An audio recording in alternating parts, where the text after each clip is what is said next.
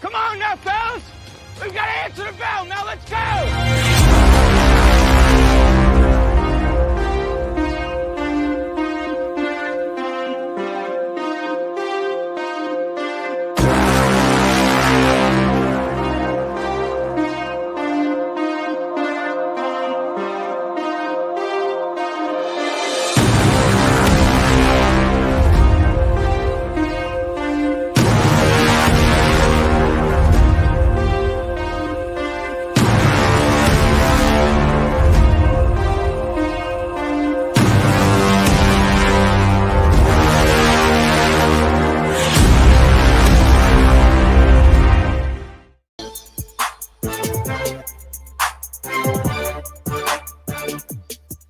Hey, welcome in to Main Street Sports today, presented by Mid-Tennessee Bone and Joint. Chris Yow, Mo Patton, coming to you on this Top 5 Tuesday. I'm over here scrambling to get us live on Facebook, but we are there, and we're so glad to be there. Hope you guys are enjoying this fine Tuesday. It's kind of an overcast day here in southern Middle Tennessee at times. It just got that way in the last little bit. Yeah, it's been kind of good, and I think it's going to be good the rest of the day. Of course, the temperatures are not so great, but it is what it is. It is January.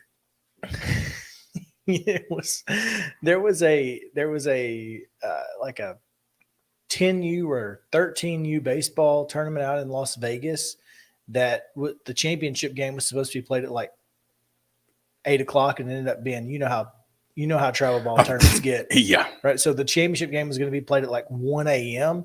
and the wind chill was like 20 degrees. And they were like, no, we're not putting our 10-year-olds out there. And someone was like, it was cold in January. Surprise. Like that. No, it's the game was supposed to be over at 10, not start at 1 a.m. Like, what are we doing here? It's just amazing, though, some of the things that people react to and some of the things they say.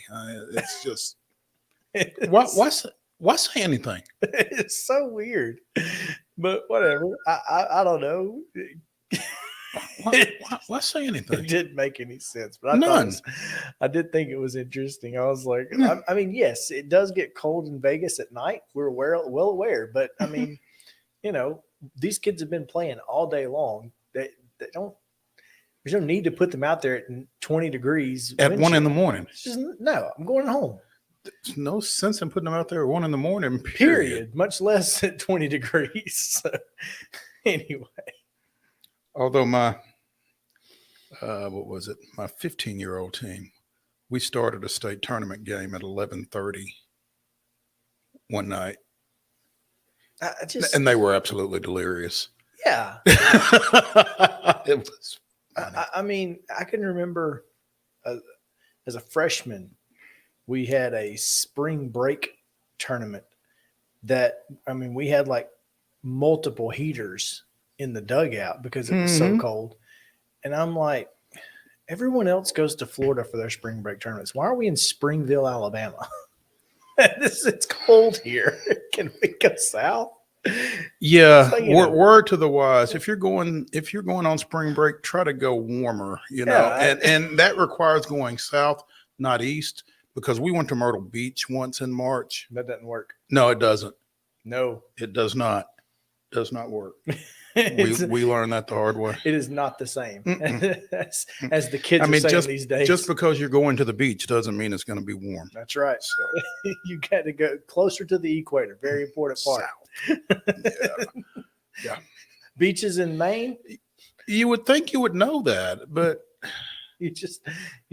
I can understand the thought process. Well, it's Myrtle Beach. Yeah, it happens once. Yeah. Fool me once, but not twice. Well, anyway, we hope you guys are having a great Tuesday. We've got a great show lined up for you. We'll talk to retired Tennessee State Athletics Director TERESA PHILLIPS. There is plenty to talk about in the HBCU world as well. Well, there's plenty to talk to her about, man. She's living her best life since she's retired. So, isn't that what you're supposed to do? Yeah, exactly. Yeah, she's doing it right. Mm-hmm. And so we'll talk to her about what she's got going on and get her thoughts on Ed Reed, Deion Sanders. I'm not sure. Have you looked into this Bethune-Cookman thing? Have you seen any of the I watched an interview this morning with the interim president, and it was very enlightening. So I'm really curious to see how that, how she looks at it as an administrator. So anyway, I'm really looking forward to this conversation. It'll be fun. It always is with her. Chip Walters, who the men's basketball team at MTSU riding a 4-game win streak going into number 21 FAU. Come on. Women. 4 games. That's right. Pish posh. Yeah. Because the women are on what? 14? Yeah. 14. Get on my level. Yeah. So say the Lady Raiders. And they're actually the ones ranked in the top 25. So a lot of stuff to get to. Obviously, baseball. Also, and some ready. Football coaching staff changes to discuss with Chip. No, so plenty to get to. This is going to be a great show. Top 5. We're going to talk about our favorite fast food breakfast items. So good luck to us. Should be fun. It's going to be great. Before we get to anything else, we're going to get you yesterday's results and today's schedule on the rundown. This is the rundown. Girls basketball action from Monday night. Clarksville defeated Clarksville Northeast 74-27. Dixon County defeated Fairview 52-31. Franklin Road Christian defeated Zion Christian 56-9. Siegel with a 34-32 win over Laverne. On the boys' side, it was Knowledge Academy's 56, Dayspring Academy 45. Dixon County with a 67-65 win over Fairview. Christ Presbyterian Academy defeated Franklin Road Academy 74-62. Franklin Road Academy 71. Zion Christian 37. And Laverne with a 71-49 win over Siegel.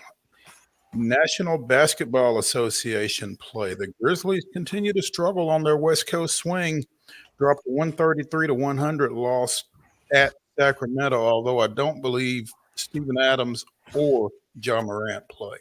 They did not, and the Kings hit 12 threes in the first quarter. They were 12 of 13. 12 in the first quarter? 12 of 13 in the first quarter. Who was the slacker? I don't know, but it was God. It was 47 to 33 after one quarter. Okay. So there's that. Yeah. Double header basketball action tonight, 6:00. Girls first, boys to follow. Hunters Lane is at Beach. Battleground Academy welcomes Middle Tennessee Christian. Pope Prep is at Brentwood Academy, and Cane Ridge at home against Stewart's Creek. Cookville hosting Wilson Central, and Nashville Christian is at Davidson Academy. That's going to be a big one. Ezel Harding goes to Donaldson Christian. Procon is at East Nashville, and you know how that one's going to go. Trousdale County at East Robertson. Fayetteville at home against Eagleville. Fairview goes to Forest. John Overton is at Franklin. Zion Christian is at Franklin Classical. Glencliff hosting Maplewood. Good Pasture at home against Friendship Christian, and Columbia Academy goes to Grace Franklin. Battle of Mount Juliet Green Hill at Green Hill. It'll be Hampshire hosting Collinwood. Harpeth at home against Sycamore. Station Camp goes to Hendersonville. Centennial is at Hillsboro, and Columbia Central is at Independence. Also, Merrill Hyde is at Joe Burns at 6. Stratford is at Kip Nashville. Loretto goes south to Lauderdale County, Alabama. Spring Hill is at Lawrence County, the first of 4 games this week for Spring Hill. That's a lot. 4 games in 5 days. Christ Presbyterian Academy is at Lipscomb Academy. Gallatin is at McGavock. Montgomery Central hosts Greenbrier. Clarksville Academy goes to Mount Juliet Christian. Mount Pleasant hosts Giles County. It's the return of Nick Campbell to Murray County. Hillwood is at Murfreesboro Central. Laverne is at Oakland. Page hosts Marshall County. Pleasant View Christian hosts Hendersonville Christian. Creekwood is at Portland. Webb of Bell Buckle goes to Providence Christian. The Battle of the Woods, Brent at Raven. Whites Creek is at Republic. Blackman goes to Riverdale. Siegel is at Rockvale. And Santa Fe takes on visiting Culleoka. Antioch is at Smyrna tonight. STEM Academy hosting Knowledge Academies. It's Lewis County at Summertown. Nolensville is at Summit. Franklin Road Academy will be at University of School in Nashville. Hume Fogg goes to Valor Collegiate, and Kenwood travels to Warren Central, Kentucky. Watertown at home against Cascade. Richland will be at Wayne County. That's a top 10 matchup in the girls. Action. Rossview at West Creek. Liberty Creek is at White House, and White House Heritage is also at home, and they'll take on Cheatham County. Girls only matchups at 5 o'clock. Ensworth goes to St. Cecilia. At 6 o'clock, Father Ryan hosts Harpeth Hall. This should be interesting because at 5 o'clock, Father Ryan's boys host MBA. Play quick, y'all. Your guess is as good as mine. Yeah. 8 o'clock at Memorial Gym tonight. You can see it on SEC Network. The Surging Commodores, winners of 2 of their last 3, get Kentucky in the house. And I'll tell you, strange things have been known to happen when Kentucky comes into Memorial Gym. No, you ain't going to tell me it, but look, Vanderbilt is number 2 in the conference in points per possession. I'm telling you, Vanderbilt's got a shot to win this thing. A good shot. I think they actually will win the game. There you go. Meanwhile, down the street, kind of, sort of, at Bridgestone Arena, 7 o'clock puck drop as the Nashville Predators take on the Winnipeg Jets. You can see that one on Valley Sports South. And that is your rundown.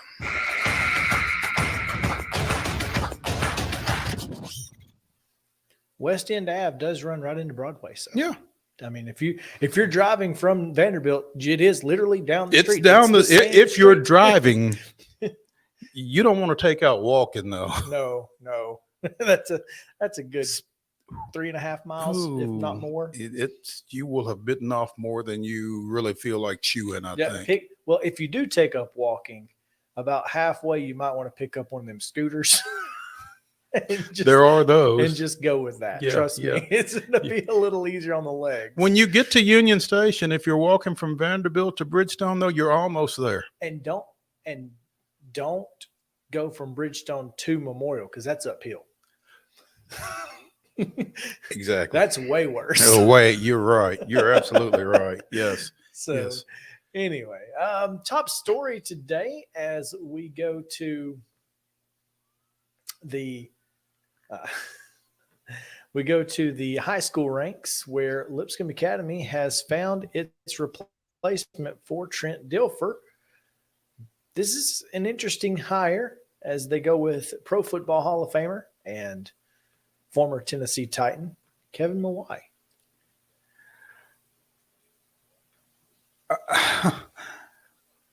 I think it's a good hire. I think it's an exciting hire for Lipscomb. I think that, they were obviously wanting to follow up on the trend of bringing in folks with NFL experience and, somebody that could kind of build on the excitement and the success that they enjoyed under Trent Dilfer. And Mawai has coached at the high school level. I think he was at MBA at one time, as well as at the NFL level. I think he was with the Colts. For the last 2 years, he was their offensive line coach. So, which he's done it he's gone from preps to pros himself, because I think he was also at his collegiate alma mater, Louisiana State, as a coach here at one time. So, pretty exciting, I think. be interesting to see how they, like I said, maintain that momentum that they built up under Trent Dilfer, who took off for UAB in early December, specifically right before they played their state championship game against CPA. So. Quote here from the press conference and the story on mainstreetpreps.com. Mawai said, quote, "This is my last job." Yeah. I think that's important. I'm sorry, he did not coach at LSU, according to Wikipedia. He did coach at Arizona State for 3 years as an offensive analyst. His coaching career has been primarily at the professional level. He was with the Bears and the Colts. So, well, still, I mean, you've got a guy who's been in the NFL coming, to coach at Lipscomb Academy. I think that's a big deal. I think there's a difference between what, Trent Dilfer brought to the table versus what Kevin Mawai brings to the table. I think Kevin is probably a more seasoned football coach, whereas, Trent Dilfer was kind of more, he kind of had those camp type coaching attributes. And, but the talent level at Lipscomb Academy, I mean, it was far and away better than anybody else at that, the D2 AA level. mm-hmm. Now moving up to AAA next year and the next 2 years, I think that'll be an interesting move for them. I'm curious to see how it's going to work out. I hope it works out great. I think it's certainly better for Lipscomb Academy to be in there with the NBAs and the Brentwood Academies, and going to be a lot of really solid rivalries, obviously with CPA and some of the others that they had at the 2A level, but it's just going to be different. I don't know much about Kevin Mawai, but he seems like a pretty solid dude. The couple of times I've been around him, and he seems nice enough. Have not really had any in-depth conversations with him or anything like that, but he seems to be well liked in most circles, and it's always intriguing to me to see someone who has the accomplishments under their belt that a Kevin Mawai does decide to coach high school football.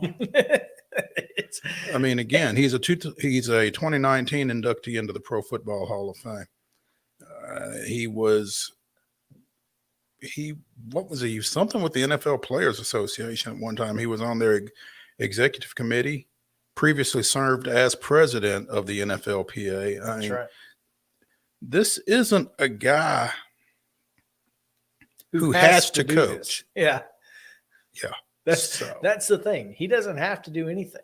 And I think that's the kind of guy you want in your program, right? Is it? I mean, to some degree, it can go two ways. And either he can go to the house anytime he feels like it, or he's there for all the right reasons. Right.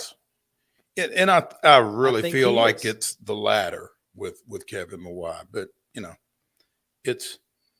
he seems like a guy who wants to build young men. I think, obviously this is not your typical high school coaching gig. Obviously the D2, especially at the D2 AAA level, you're not having to coach social studies or teach social studies, half the day.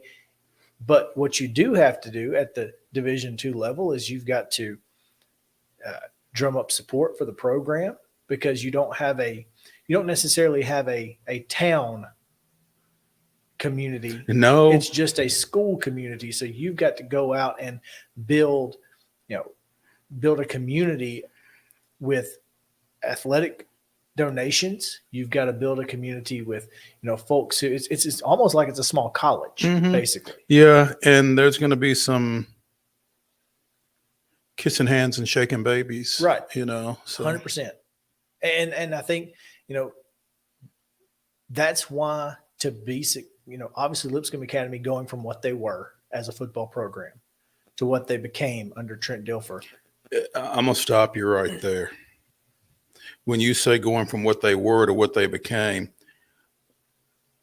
David Lipscomb High School was a very successful high school football program under the late Glenn McAdams, basically right up until his passing about 7 years or so ago, maybe a little bit more than that. I'm not talking about the success. I'm talking about the notoriety. Does that make sense? It makes sense. It perception also plays into that. And you coming from Alabama, you might not have been aware of David Lipscomb and their place necessarily. But, this was they have done things differently since they've become Lipscomb Academy, since Trent Dilfer came on board. Mm-hmm. They were successful. They weren't going out playing the Thompsons and the Georgias and the folks like that. But they, success is nothing new at Lipscomb Academy for football. No. And a lot of people need to understand that. Yeah, that's not at all what I'm talking about. I'm talking about they became a different type of football program under Trent Dilfer. Absolutely. For better or for worse. However it played out. But they clearly like it. So somebody does. Somebody likes it over there. They want to keep playing the Thompsons, the Hoovers, those type of schools. And look, it's good for their school to be able to compete on that level. Because we all know it. I'm going to say the quiet part out loud. Mm-hmm. That's what gets kids to come to your school. If I have an opportunity to play on ESPN at Lipscomb Academy, or I can play on my TV 30, and I'm not to take anything away from my TV 30, but there's a difference. And I'm going to choose ESPN. Or you can play on, live streamed on Facebook, right, or whatever. I get your point. So that's what they had. If they wanted to continue with that level, they had to go get a guy like Kevin Mawai. The good thing is, I think they got the best of both worlds. Yeah, I'd agree with that. And it's certainly going to bear watching. I think this is a home run hire. Yeah, I'll be curious to see how it plays out. I think you're exactly right. It is going to be worth watching. We're going to take our first break of the day. Teresa Phillips joins us right after this to talk about all kinds of great things going on in her world. Again, she's living her best life. And so we're just going to try to get some of that to rub off. Some of those positive vibes. Yeah, just get those vibes. Yes. So stick around here on Main Street Sports today, presented by Mid-Tennessee Bone and Joint. We'll be back after this. Mid-Tennessee Bone and Joint treats your orthopedic injuries and existing conditions. Our trained physicians will get you back in the game faster. Contact us at 931-381-2663 or www.mtbj.net.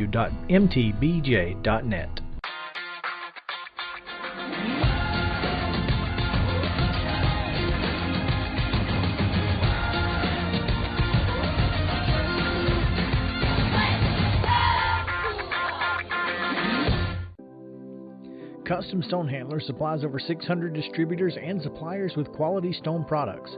Along with River Stone, we produce and distribute over 100 building, landscape, and other bulk products. Our goal is to provide quality products, service, and partnerships to ensure our customers' success. We firmly believe that the measure of any person or company is how they treat other people and customers. Give them a call at 931-490-4990 or visit CustomStonehandlers.com.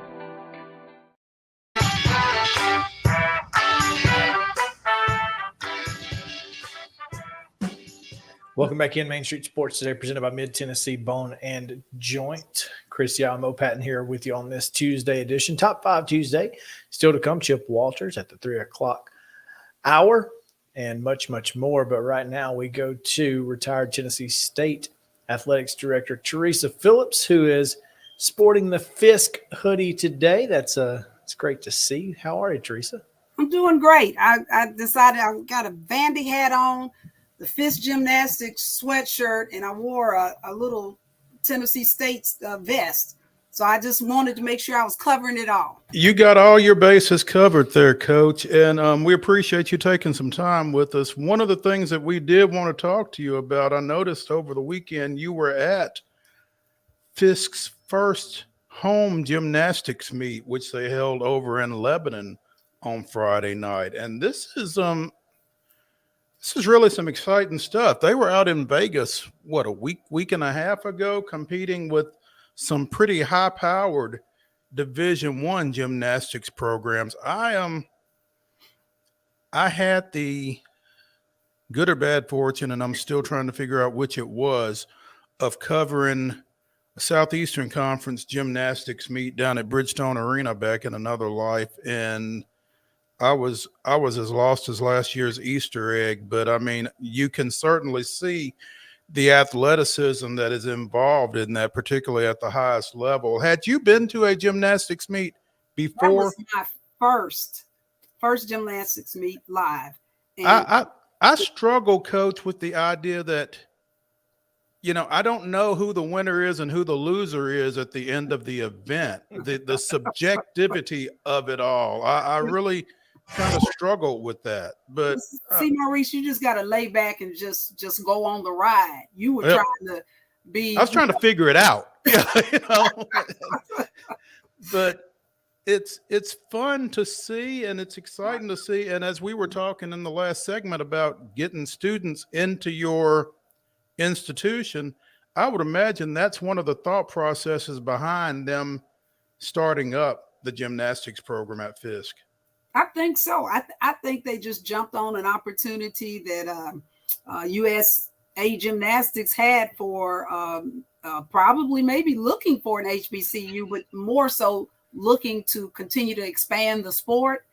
And Fisk, I think, was really smart in, saying, why not us? They immediately have like 20 more students because they have that many young women and probably some managers and et cetera.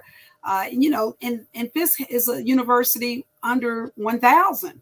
So when you start adding just the team, you're adding a nice little group of students who are probably all pretty good kids academically, and so on and on. I just think it was a good decision by the leadership at Fisk, I think, to add gymnastics. Definitely. What was the meet like? What type turnout did they have? I mean, I know it's a pretty good haul from the Fisk campus to Lebanon, but man, can you believe it was packed? When I say packed, I mean, because the Expo Center out in Lebanon is a nice place. I don't know if it's quite the length of a football field, but it's pretty hefty. And it's, the bleachers or chairs were on one side. I mean, you were shoulder to shoulder. You better put your mask on type stuff. I mean, the ladies who were taking the tickets and letting you in, they literally told us, this is the most people we've ever had out here for any event. So it was explosive. And I mean, I was like, wow. I mean, I think couple of TSU football games in November down at Nissan when I was still AD. We had fewer people at those games than we had at the gymnastics event. And I'm not teasing you. It was very successful. It was very successful. Teresa, when you talk about, the fact that this is the first HBCU to compete in this sport at the highest level, with all of the attention that HBCUs have gotten in the last couple of years, this is just another step in the right direction, it feels like.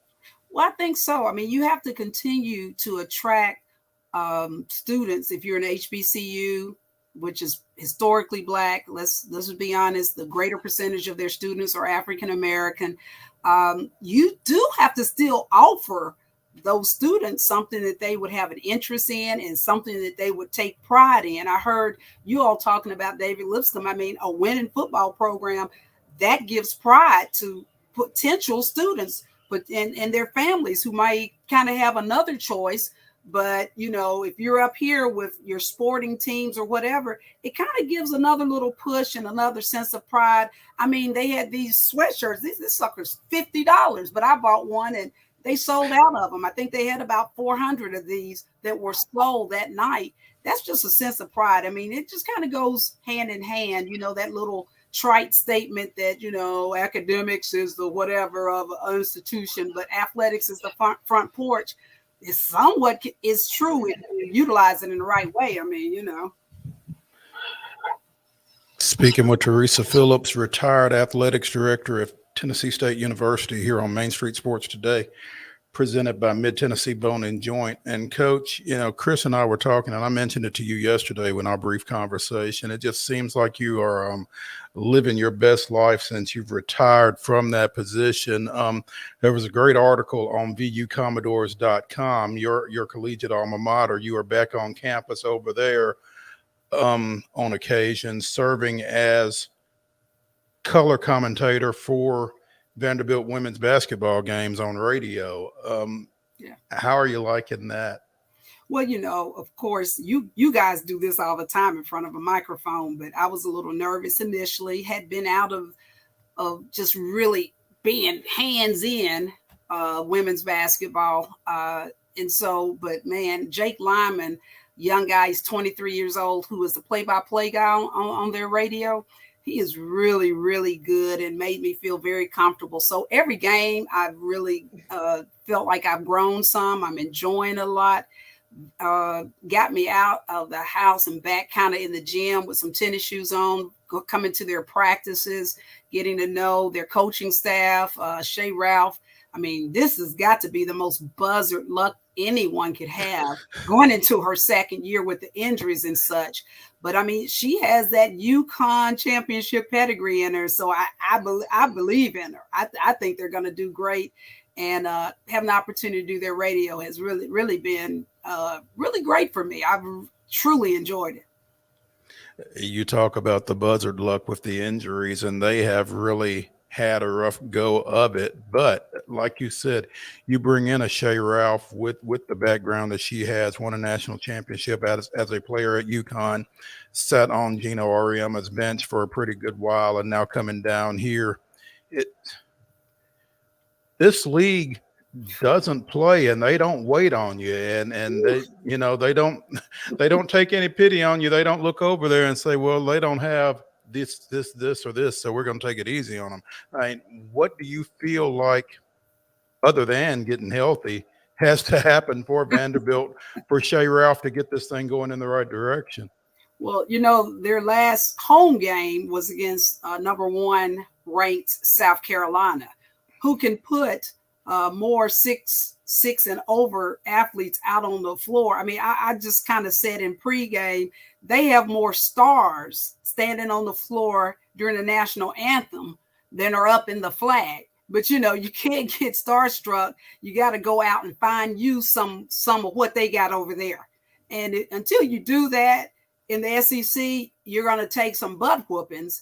And that's kind of what Vanderbilt is doing. But they have a lot of fight in them. Certainly, had they not been injured with 3 of their top players before they even started playing this season, they could have probably been kind of in the middle of the pack in the SEC. So this is really tough sledding, because you can come up with all sorts of game plans you want. Shay told me after the game, when she came over to do her post-game interview, she said they had some big horses over there, and we need to go find us some big horses. And it comes down to that, Maurice. It's no magic wand and no great coaching Adolph Rupp coming reincarnate that's going to help Vanderbilt women beat South Carolina women, under any circumstances this year. And that's why the games that they do have an opportunity to win, looking at you, Arkansas, they've got to really take advantage of those and knock down a 3-pointer to tie that thing up. And then Arkansas comes back and throws up a buzzer beater to win it. And you know, that has to make it really tough on the coaching staff, on the kids, everybody. It's like we're right there. Yeah, that had, I mean, I'm telling you, you know, I have 2 artificial knees. I think I blew out one of them jumping and stomping when that happened, because I mean, you know, I was watching on TV. I wasn't there. I only do the home games.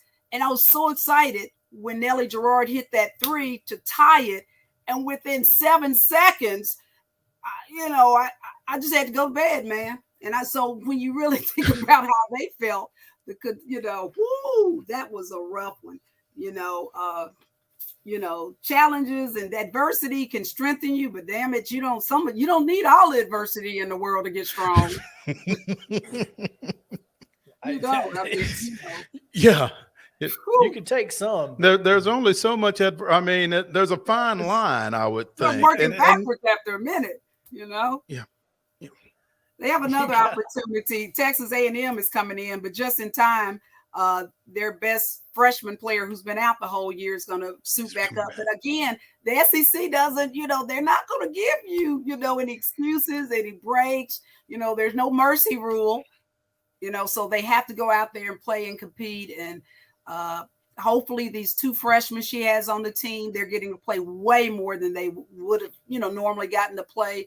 That if it doesn't just kill them, it'll strengthen them, and they will be really solid players going into next year. So there's some silver linings, but boy, I'm sure Shay and her staff, they have to really every day go back out on the practice court and try to paint, that silver line around the practice court to keep it, to keep everybody's, spirits and attitudes and, commitment to doing this every damn day. And it's not like Vandy or really any institution. It's not like they're over there, with nothing else to do when they leave practice or leave this whooping of a cane. They got to study, and try to make it. And so it's challenging. TERESA Phillips, retired Tennessee State athletics director, here with us, and former TSU women's basketball coach. So don't forget that one. Former TSU men's basketball coach as well. Yes, yes. She's seen her time on the hardwood. She knows what Shay Ralph is going through. Definitely. But TERESA, I want to shift gears to your administrative knowledge here. As I've been paying attention over the last couple of days to the Ed Reed situation at Bethune-Cookman, and I wanted to get your take. I don't know how much you've read about this, how much you've heard about this, but obviously the Ed Reed and Bethune-Cookman, for those who don't know, agreed in principle to make him the next football coach at BCU. It was earlier this week or maybe late last week when over the weekend the board of trustees decided not to honor that principal contract, so he will not be the new head coach at Bethune-Cookman. And I heard an interview this morning with the interim president at Bethune-Cookman. First of all, I would like to say that I learned today that Bethune-Cookman is a religious institution. Did not know they were affiliated with the Methodist Church until this morning when I heard this interview. And, basically what the president said was, we asked him if he could do A, B, C, and D. Part of that, was we need you to raise funds to help us rebuild after they were hit by a couple hurricanes, and part of that was to make sure to uphold the Christian standards and values of Bethune-Cookman, and a couple other things. Now, the video that he posted on on social media a couple weeks ago, I don't think did either of those two things. And so, if you have seen much of this, TERESA, what is your take on the situation? Do you feel like Bethune-Cookman probably made the right decision after hearing those couple of things? Well, man, I've seen enough of it, and I've talked to several people. I had kind of mixed emotions about the whole debacle, but and Maurice, little can I say anything about a coach using some of those words that he was using, because he just covered me when I coached. I became a lot nicer and more whatever when I became an athletic administrator. But boy, I had potty mouth really bad. But you didn't have social media, and you couldn't go live, and everybody, maybe you heard it, but everybody in the stadium did not hear every word I said. But I'm not even sure Bethune-Cookman had any business even going down this experimental, let's go get us a celebrity former NFL player coach, because they're in bad condition as an institution. And some people will say, well, Ed was going to bring all these billionaires, this million. You know, when you have infrastructure issues that go into probably the $500 million type number, which we have at Tennessee. I still say we when I talk about Tennessee State Society. Spent 31 years over here. You know, they just got $250 million from the state to use to improve 6 buildings on this campus, which leaves probably 34, 40 other buildings similarly setting that need assistance. $1 million, $2 million doesn't go really far. And, you know, the students are in situations, especially after the hurricane or the natural disaster. Bethune-Cookman has bigger problems than having a poor football program, but I think this exposed a lot of that.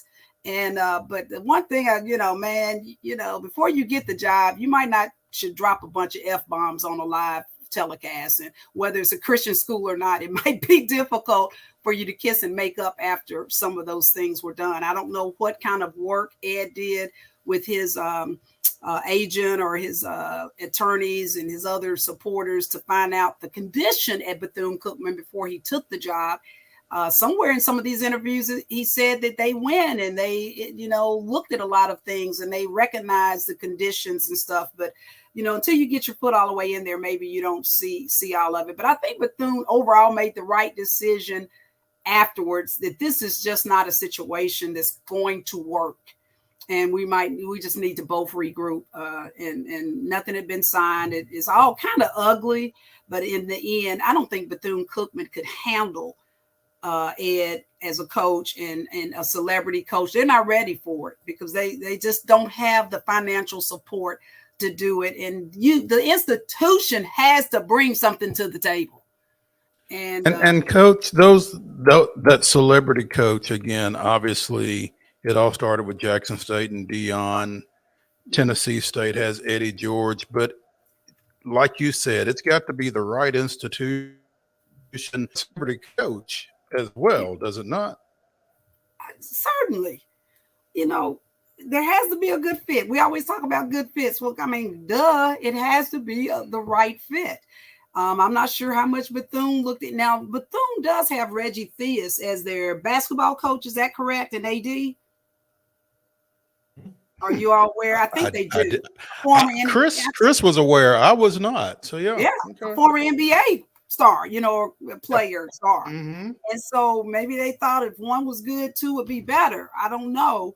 But you still have to, both parties, when you're interviewing and determining whether we get married or whether we're going to work together or whatever, both sides have to see that it's a fit. And this hurried, let's make a flash, let's do this. Sometimes, I just think it backfired. I think it backfired. I think 100%, Teresa, when you, and just like you, I had mixed emotions when I heard, I thought, Ed Reed's just trying to, one, show the situation that Bethune-Cookman is in.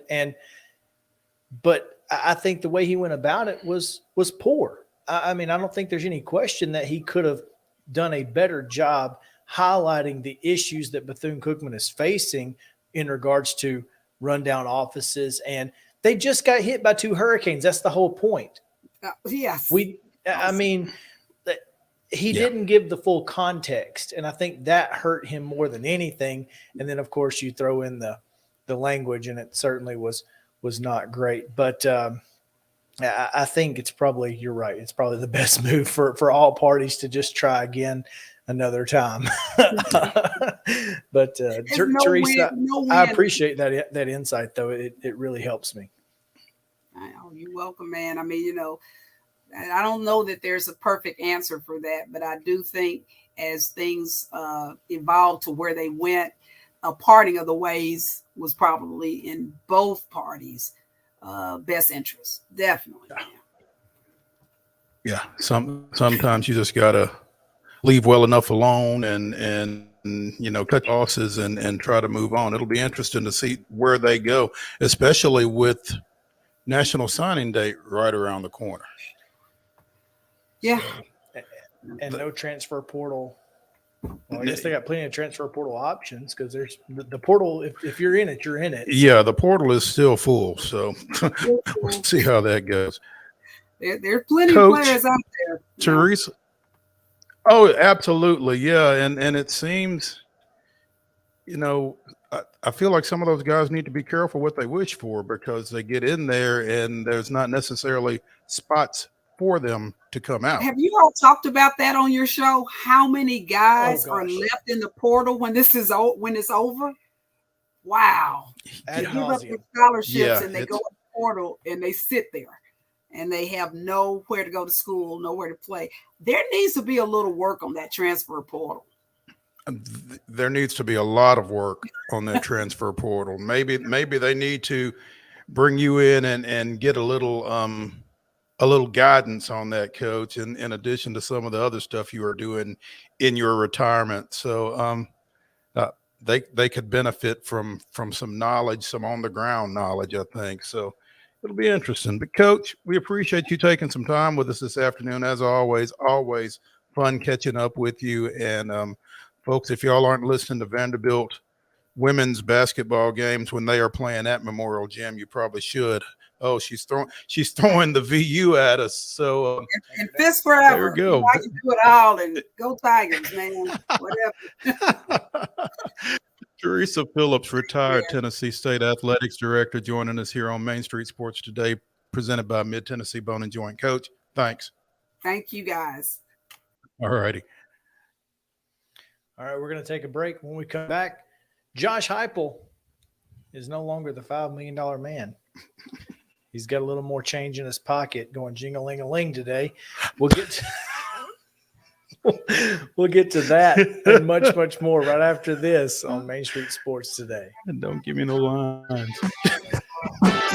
Jones & Lang Sporting Goods here in Columbia has been outfitting teams, officials, and anybody else from T-ball to college for 50-plus years. Be sure and check them out at 931-388-8060 or online at jonesandlang.com. Jones & Lang Sporting Goods, the look of a winner. Zion Christian Academy, zioneagles.org or 931-388-5731. You can schedule your appointment. Go tour their campus. It is beautiful over there, and you're definitely going to want to see it. Again, it's zioneagles.org. Give them a call, 931-388-5731, and schedule your tour today.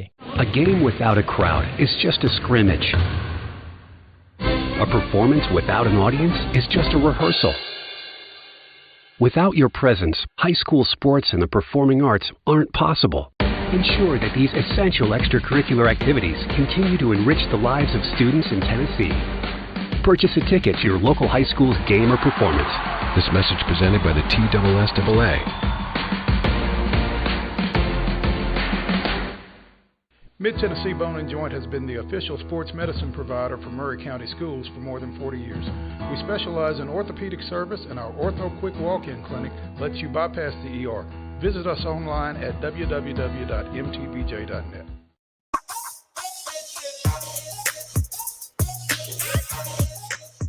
Welcome back in Main Street Sports Today, presented by Mid-Tennessee Bone and Joint. As teased just before the break, Josh Heupel got a little raise today. Goes from $5 million to $9 million annually. And this was something that we mulled over back at the beginning of the month because we saw a tweet.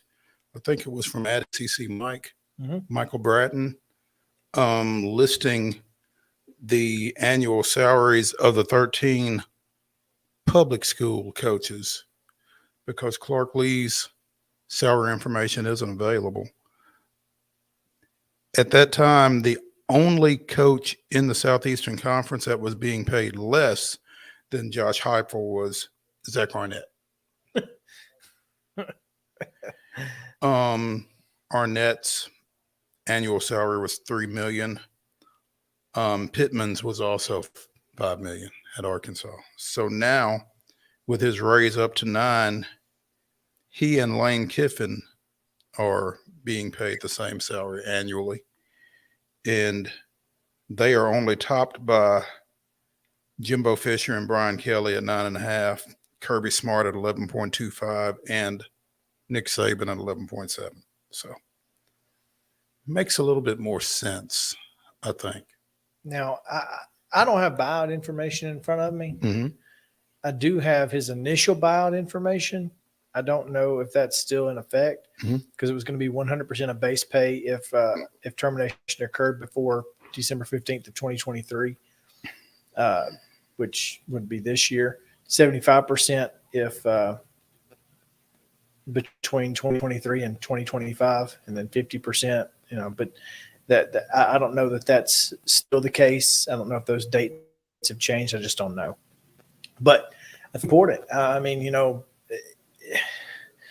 when you find a coach that has success, you got to keep him, and especially when he doesn't necessarily have any emotional ties to your university. So. Well, and I think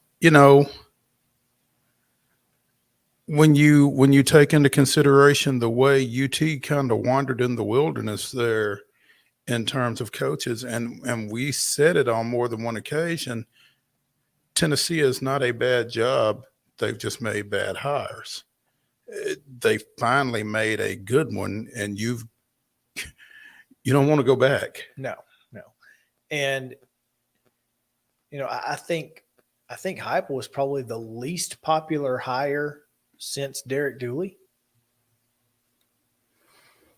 I mean, Jeremy Pruitt, when hired, was incredibly popular. It was we've hit the jackpot and give us all the gold. I think Butch Jones had a lot of positive coming in, and at the time, yes, he didn't. As much crap as I give Butch Jones, he wasn't a terrible coach. He was an average coach. Tennessee's not an average program, so you can't keep an average coach around. And but Derek Dooley had literally no head coaching experience. Lane Kiffin had just been fired by the Raiders, mid-season. So there's just a lot, but I think this was probably the least popular hire of at least since Dooley, if not before. And probably making it even less popular was the number of people that felt like it was Danny White falling back on his old ties, bringing in his guy from UCF and that kind of thing. If this is how he's going to conduct coaching searches, we don't want to be UCF North, that kind of thing. And so calm down. I will take it at this point. If that's what UCF North means, baby, bring it. Yeah. No. So, it worked out. So maybe we're fans for a reason. That's all I'm saying. There you go. But congrats to Josh Heupel. I want to mention, it's not on your run of show, but scrolling through Twitter as we are wont to do, speaking of coaches' salaries and coaching changes and that kind of thing, Lewis County is getting ready to have its third coach in 3 years. Wow. At Athletics ORHS, as in Oak Ridge High School. Welcome to Oak Ridge, Coach Rang, as in Derek. Wow.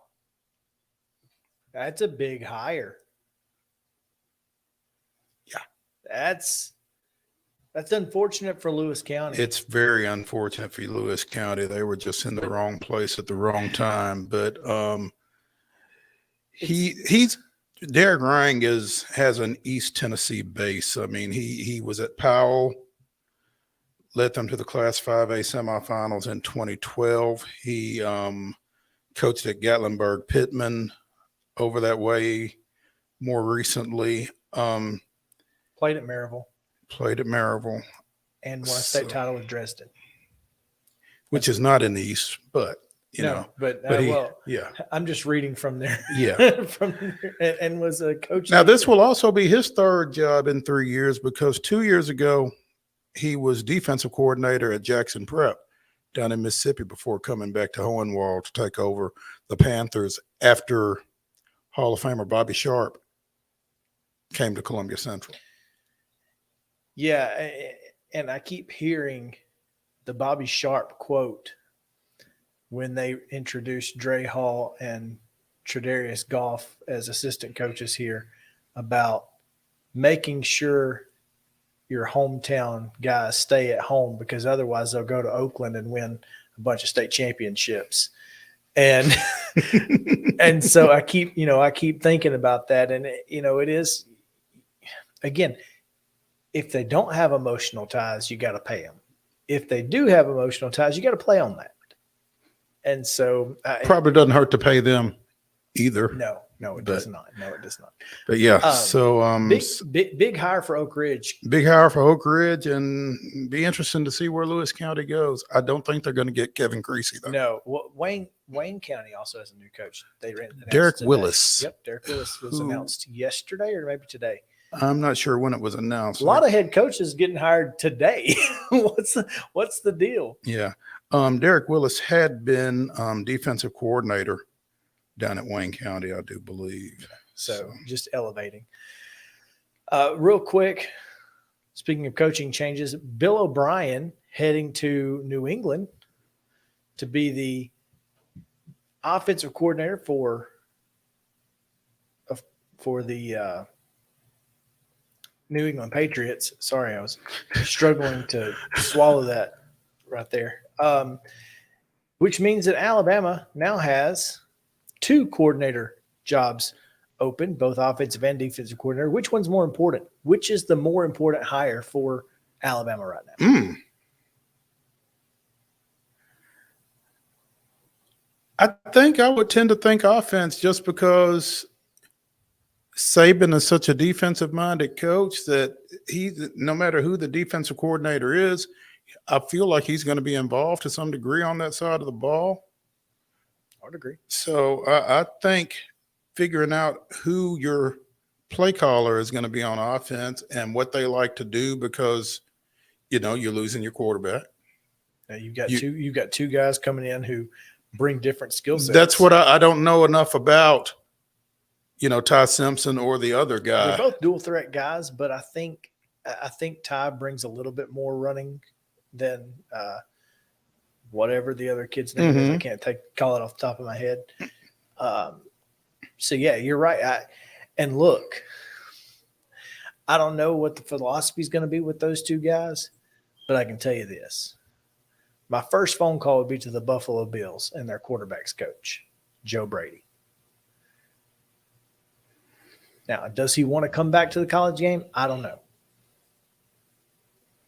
But that's where my first call would be. I would like to think that that's a take a ticket, take a seat type situation. I would like to think that other folks have made phone calls to Joe Brady as well. Hopefully at least one professional franchise in our listening area. That would be fantastic, wouldn't it? I don't know. I would agree with you, though, that offensive coordinator is probably the more important of the two hires because you feel like Nick Saban he's going to go get a defensive guy that thinks like him. Mm-hmm. He's not going to go get somebody who's going to have to do something different. Yeah, so they're not going to be running any 3-3-5s at Alabama next year or anything like that. Yeah, so. It's going to be continuity there. So I would agree with you 100%. Let's see here. Before we get out of here, got a couple more things. Oh, rare Shield W today. Oh, really? Yeah. As the NFL announced that Chris Stapleton will sing the national anthem at Super Bowl. And, that doesn't – it rarely does the – So that's a dub? I think so. I think he's going to be fantastic. I mean, vocally, that guy's – he's unique. Oh, there's no challenging Chris Stapleton's talent. I think my concern is a lot of the people that Chris Stapleton appeals to aren't watching the NFL, supposedly. Well, that's what we've been told. I think Chris Stapleton transcends country music. I think there are a lot of – I don't think there is a demographic out there that does not enjoy listening to Chris Stapleton sing. Justin agrees with you. I really don't. I mean, you're probably not wrong. You think about the way he sampled Etta James for his Tennessee Whiskey, cover. when you go to YouTube and watch Tennessee Whiskey Blind Reaction, and it is the coolest. I mean, every one of them are like. So I think maybe Tennessee Whiskey and that bluesy style may have transcended country music enough that this makes sense. Vocally, he's going to be fantastic, and at the end of the day, if they didn't know him, they will. Right. I think that's huge. Because again, you can screw that song up. It's that and Amazing Grace, maybe two of the hardest songs in the world to sing. And it ain't easy. Before we get out of here, Major League Baseball will announce the Pro Baseball Hall of Fame. Major League Baseball will not announce anything. The Pro Baseball Hall of Fame will announce its 2023 inductees later this evening. 5 o'clock, I believe. Highly unlikely we'll see Andrew Jones in this round. But he should stay on the ballot, though. He will stay on the ballot. He's going to get around 65%, needs 75 to get in. Todd Helton, though, a lot of folks projecting that he might actually hit the mark. Can I interject something really, really fast? So Todd Helton, my best friend, Michael Camp, Todd Helton is his uncle. So I've been to his house. He's a super cool guy. I hope he makes it in. Can you get his phone number? We need to talk to him. I actually have his phone number. The first time I met him, he pecked my mustache. So we're pretty much. Well, he has an open invitation, Justin. So whenever you can get him on. Oh, believe me. So don't come in here dropping names now if you can't. If you can't deliver. Right. Yeah, you're right. You're right. Maybe I don't know. Well, one other, and it's not Baseball Hall of Fame type breaking news, but McGavock's Demetrius Bell, according to MainStreetPreps.com, has committed to Nebraska. All right. He had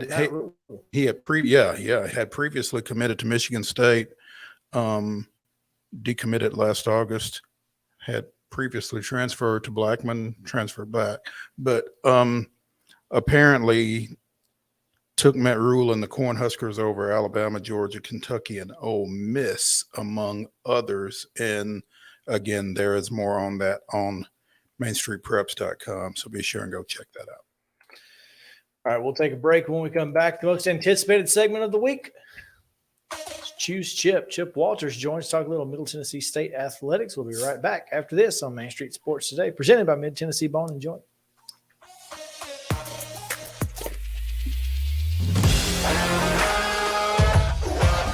Hockey in Music City just hits different.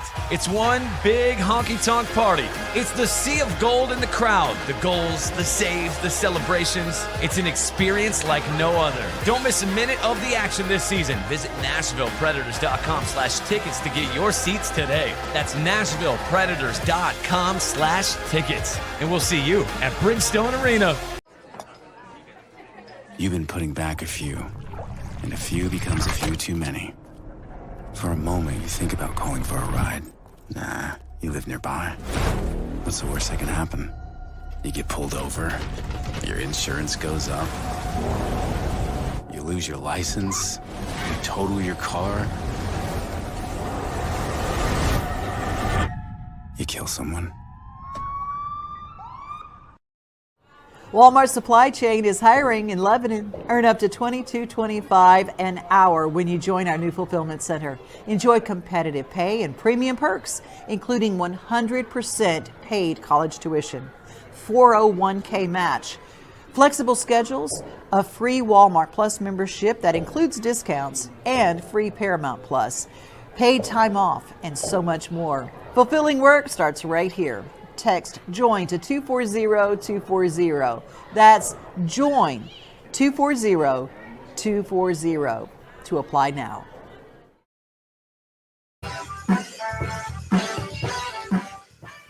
Welcome back in Main Street Sports Today. It's presented by Mid Tennessee Bone and Joint. I'm Chris Yow. He's Mo Patton, and we are so glad to be here with you. Coming to you live from the dimple of the universe, Columbia, Tennessee. Reaching you all across every main street in Middle Tennessee, as well known by David Cutcliffe. And we are looking forward to our next segment as we get a chance to talk to the voice of the Blue Raiders, Chip Walters. Chip, what's up, man? Got a Todd Helton story for you to start, to make it kind of seamless in today's show. Gosh, can't tell you how many years ago at Reese Smith Field, Middle hosting Tennessee. Blue Raiders have a 1-run lead going to the top of the ninth. Todd Helton, I think I was actually at this game. Yeah, Todd Helton playing first base. Tennessee gets a man on. Yeah. Helton, it's got to be over about 25 years ago, because Helton gets up and blasts one into the old football stadium, and it landed somewhere in front of the stands, whether it was on the old track or on the turf, but he hit the home run to put Tennessee up by a run, and then moves from first to the mound and gets the save, as Tennessee ended up winning it by a run in front of a packed house over at Reese Smith Field. So there's just a little Todd Helton anecdote today. Hey, he's my friend, he's my friend, okay? I'm just kidding. He is your friend. Okay. That's right. You've been to his house. I've heard that, Justin. Okay. It was fun watching him when he was at UT, because they would come out and have a conference on the mound, and I think it was I cannot remember the pitching coach's name right now, but he later coached out on the West Coast. But he would bring a ball with him for Helton to warm up with while they were talking to whoever it was that they were getting ready to yank. And then they'd go back to the dugout.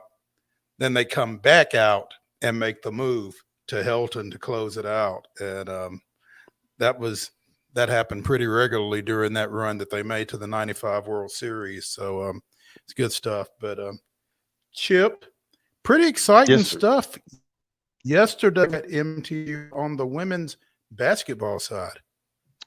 Yeah, just they have yourself a day there, Lady Raiders. They ranked in the AP top 25. They came in at number 23. Rick Insell was named National Coach of the Week. Savannah Wheeler named Conference USA Player of the Week. Now the NCAA has named Middle's women the National Team of the Week, as well as the U.S. Basketball Writers Association. So just a very busy day. Carson Herbert, who moved into the media relations role right before the season in women's basketball, he had quite a busy day, and we had coaches show last night. Had a packed house at the Boulevard. Folks have been there. That's a pretty good sized place, but a full house there for Rick Insell and Nick McDevitt's coaches shows. Just a big time last night, yesterday, and today. So it's kind of cool that this group getting some of the spotlight and attention on a national stage, which that's what they've been working to do, and as a byproduct of all the wins that they've had, winning 14 in a row now. So well deserved for them. And the work doesn't stop now. Does not, and you cannot let it. Yeah, you're just getting started. You got just over a month of the season left. You're about halfway through the conference race. And this week, after having the men and the women both had a wild travel week last week. But the women had a bus trip to UAB, a flight to Charlotte, came home, had to play Louisiana Tech, team that knocked them out of the conference tournament a year ago. Men had home game with UAB, a home game with Charlotte, a super early morning flight for part of the travel party to go to Louisiana Tech, and didn't get back out of there until Sunday morning, got home Sunday afternoon, and they're now have a 4-game winning streak on the men's side, and right in the middle of things, half game out of second place, and just it was kind of one of those, what a difference a week can make. They had been around in a tie for 6th, and are now, like I said, just a half game out of second. So it's been a really good week for Blue Raider basketball, men and women. You can't beat that. You really can't. And I guess I mentioned it in the beginning of the show. The men, as you said, it's been a really good week. They're on a 4-game win streak as they head into a tilt with top 25 ranked FAU. That's right. FAU moved up to number 21 this week, and saw on Twitter last night that Thursday night's game is sold out at FAU's arena, which, by the way, they call the Burrow, Burrow, facing a team from the Borough, Boro, on Thursday night. And then so that, and Middle goes in, with no pressure because you're going to be an underdog going into a top 25 arena, but you're playing with a lot of confidence right now. And I think, I was talking to Nick last night on his show, and I think one of the most impressive things about last week was that you had to win 3 games, or you did win 3 games against 3 teams with very different styles, and you were able to do that. Like with UAB in the NCAA stats are the fastest paced team in the country. They get the ball up quicker than anybody else in the country. You win that game because UAB's offense is they throw it up at the rim and then let Jemison and those guys come and get it and score. Then you turn right around to face Charlotte, who is like number 361 out of 363 as far as pace of play is concerned. Doesn't mean they play slow.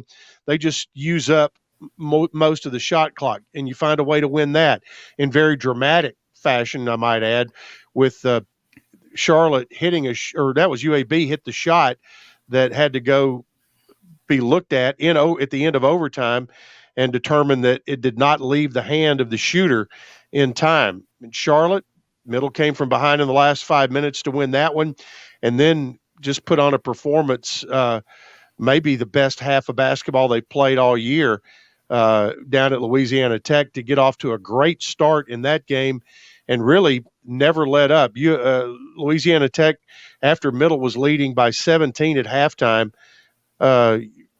Tech came back, cut it to 13, but that's as close as they got.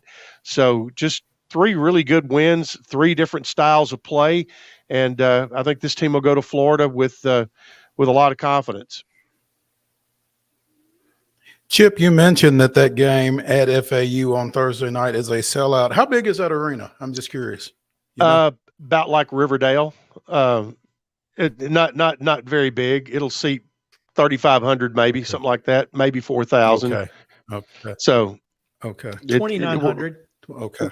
Is that what it says? Yep. Baldwin Arena, formerly known as FAU Arena and roofclaim.com Arena, commonly known as the Borough, is a 2,900 seat multi-purpose arena located in Boca Raton. I think they may only have seats. They only have seats on one side, Chip. No, there's seats there. It's exactly the same on either side. Oh, okay. So it's Riverdale. And the only people in the end zone, the band I think is in one end zone. Then they have one big suite on the other end, and a lobby. So it's like I said, I was pretty close to 3,000. So there you go. But it's a hard ticket. It's a hard ticket. It'll be a hard ticket on Thursday night. So all you Blue Raiders down in Boca, call me. I may be able to. We'll see what the negotiated price would be. I like it. We've talked about hoops. We need to talk for a second about football, Chip, because apparently there have been some changes on the coaching staff. Yep. Coming and going. Announced today that Alex Suber coming back to be the cornerbacks coach. I still remember him in the first New Orleans Bowl game in 2009 when he stretched out and intercepted a pass at the 5-yard line with Middle down 14-0 to Southern Miss, and his interception turned that game around, and Middle ended up winning it 42-28 or something, whatever it was, close to that. But since then, he had a career in Canada, both as a player and as a coach, and actually spent some time last season as an offensive coordinator for the Ottawa franchise of the NFL or the CFL, and so he's coming home, and that is that he'll be replacing a former Blue Raider who is, I will say it in hushed tones, has gone to UAB. Yeah, I saw that Kenneth Gilstrap going down to be special teams coordinator and secondary coach for the Blazers. Yeah, as you mentioned, Alex Suber, long career up in Canada, like you said, between coaching and playing. Also coached at Murray State, coached at Lyon College as its defensive coordinator. It's a nice get, I would think. Yeah. Let's just hope that he stays longer than the last guy who came to Tennessee from the CFL. Sorry. A little high school joke. Yeah, a little inside joke there. Ignore him. Understand. Yeah.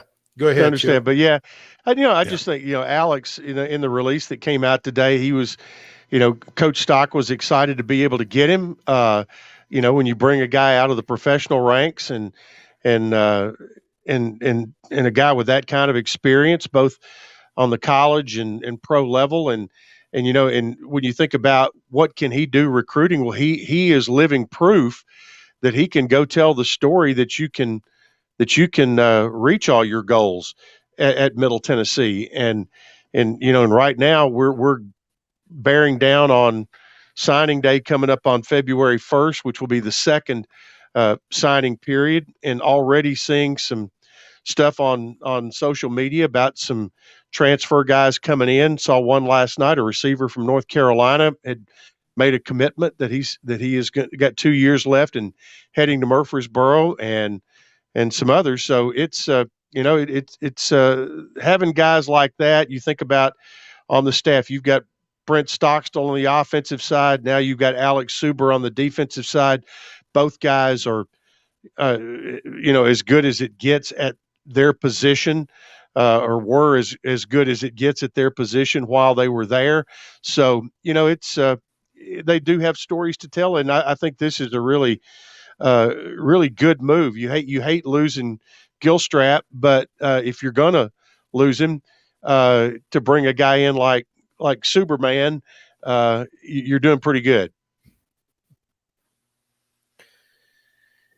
Staying in football real quick, Chip, I don't know if you saw Reed Blankenship playoffs this weekend. Is he the old hard count on the I don't know. But I didn't. By the way, you guys are kind of breaking up a little bit, but you Chip, had a little. Still there? I'm here. Hope y'all are. Okay. And maybe we got you. Okay. All right. What you were talking about a hard count, but there was a Blue Raider on Blue Raider crime in that game with Richie James coming across the middle, and Blankenship just laid him out. And so Blankenship, that's going to be interesting. Now you've got a Blue Raider against a Blue Raider coming up this weekend. You've got Shervarius Ward playing for San Francisco, and Reed Blankenship for Philadelphia, both on the defensive side. But one of those guys is going to play in the Super Bowl, and you still have Darius Harris playing for Kansas City. So there are 3 Blue Raiders still left on championship weekend, and if Kansas City wins for the second year in a row, Middle's going to be guaranteed a Super Bowl champion if Kansas City wins the game.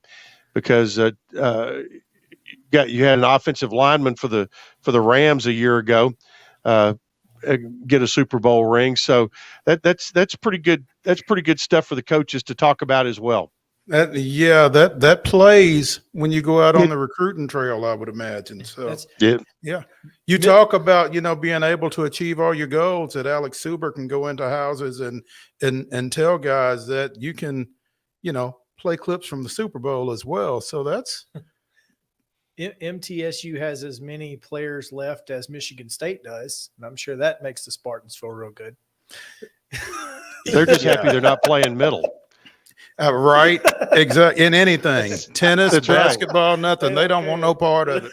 Blue, no, thank you. I'm good. Chip Walters, the voice of the Blue Raiders, joining us here on Main Street Sports Today, presented by Mid-Tennessee Bone and Joint, as he does every Tuesday. Unless it's Wednesday. Yeah. Unless it's Wednesday, for sure. Unless it's Wednesday. Chip, will we talk again before Groundhog's Day? Yes. Yes, we will next week. But that's a good quick reminder. Groundhog Day luncheon will be Groundhog Day +1 this year. It'll be on February 3rd, which is a Friday, and it's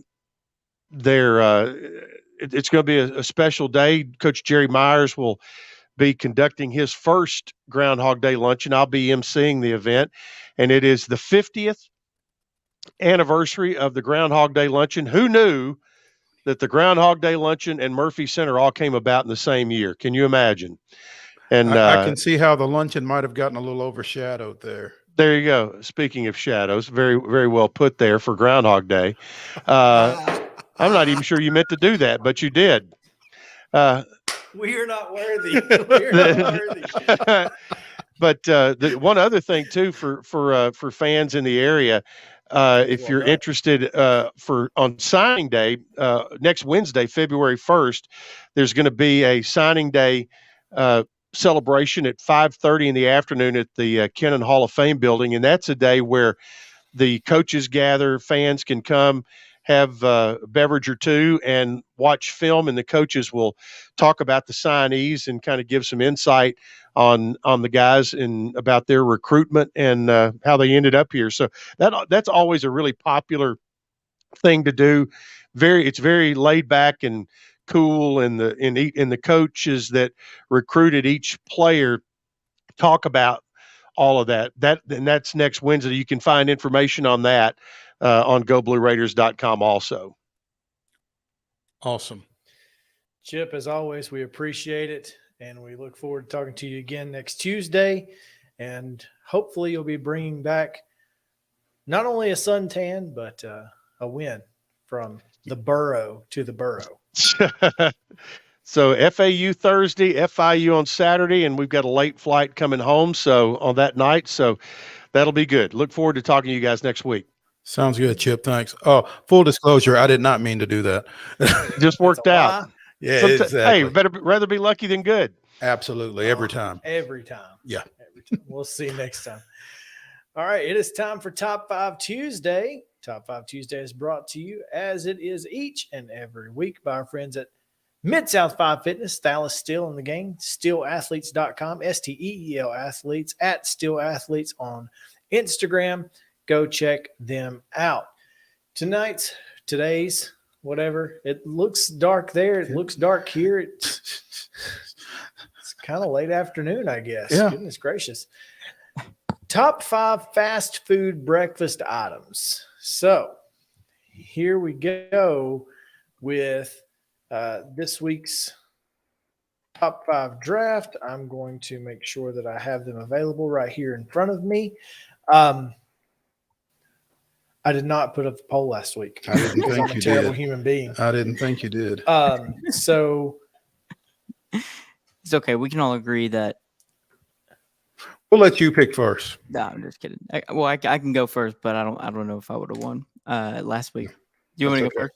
Go ahead. All right, I'm gonna go. My first pick for breakfast grabs is a sausage biscuit, man.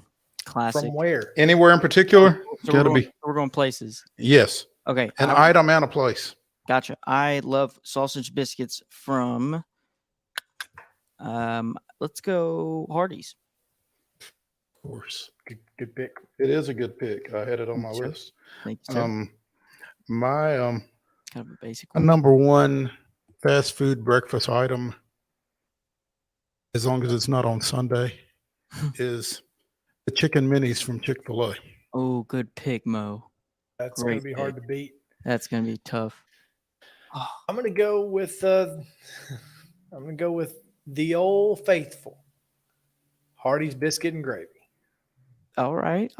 Solid.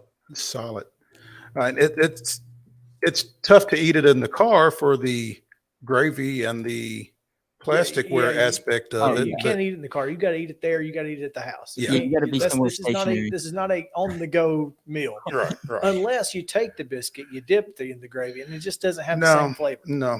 Yeah, It's too much biscuit when you do that. Exactly. Definitely. My number two choice is I'm going to throw it back to when I was a kid. French toast sticks from Burger King.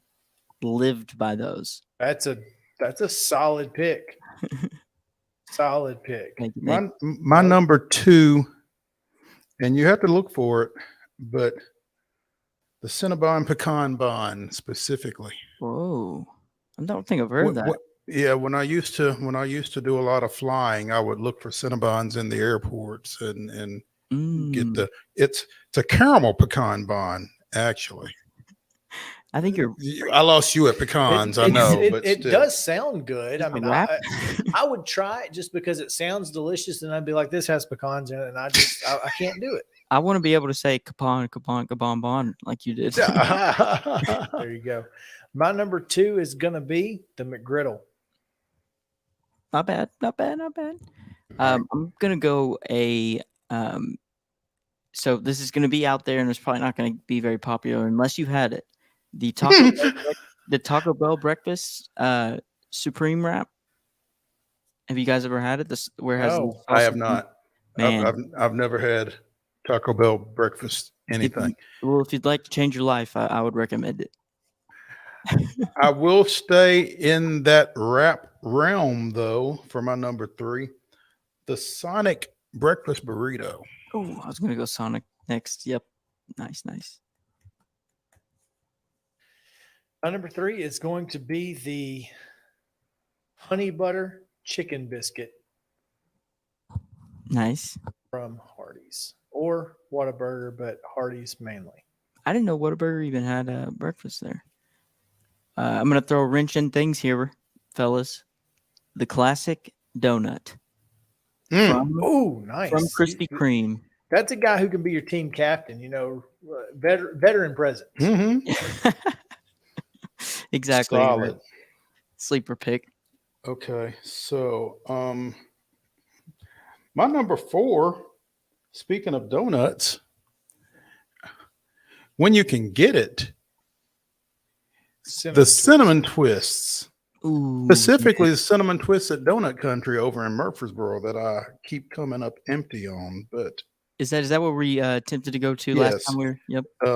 And the time before that. Make sure we call ahead before we go over there for the tournament. Yeah, and each day for the listen, I'm going to need you to make sure at this time you have cinnamon twists available. Yeah, let me just put my order in for tomorrow. Today. Right now. It's me again. Exactly.